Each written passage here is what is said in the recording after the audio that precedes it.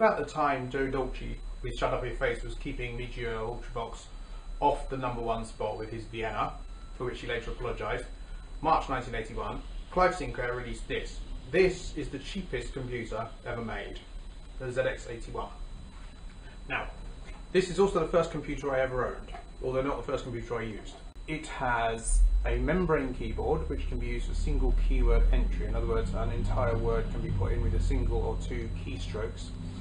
It has the ability to be plugged into the hardware of the day that people tended to have at home, which is television. Can't be plugged in now, so I'm going to have to put screenshots in rather than actually show you it working.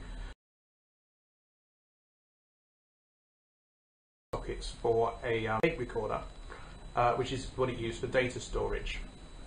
It had 1K of RAM, a Z80 processor. If you use BASIC, it would take 17 seconds to count from 1 to 1,000. It was probably the slowest computer ever built as well, with the possible exception of the Comex 35, but let's not talk about that because that's not what it's about. It was actually very reliable, and it is a personal computer. If you look at that, don't know if you can see that, it was very reliable until you did this.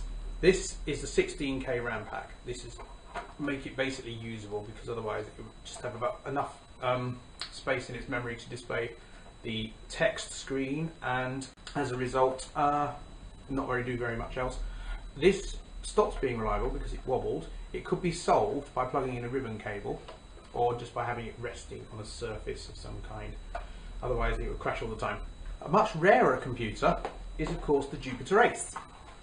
This is the first item I ever bought with my own wages.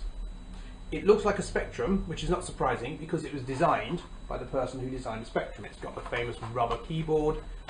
Feels like shaking a dead man's hand, as they used to say. This is the fastest computer of its day, under £3,000. It was as fast as an IBM PC of the day. However, it was not popular. Only about 5,000 of these were ever produced, and the company went bust, which I'm going to talk about later. It had the same sort of interfaces as a ZX81, television and microphone and loudspeaker again, but would save things much faster, and it displays things white on black, which I'll show you again in the screenshot. It ran Forth. Now Forth is a very much faster language where code reuse is also much easier, and therefore it was more efficient. It also had its own sound, and it had user-definable characters, which means that you could sort of fake high-resolution graphics with it. I was very keen on this because I sort of feel like it was the first proper computer I had. This thing is a challenge to get to do anything. Has no sound, is black and white, has no low-resolution graphics.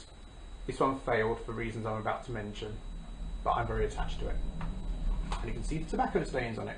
They went bust because it was not as flash as other computers at the time. Although it was fast, it didn't have any colour, it didn't have high-resolution graphics, and it didn't have good sound, so they went bust. But there's only about maximum of 5,000 of these ever produced, and nowadays they're very rare and they are collector's items. If technology continued to advance at only that rate, it would have taken 65,000 years to get to the point we are today. Alternatively, if they were going at the speed they are today, this one would have been produced 15 minutes before this one.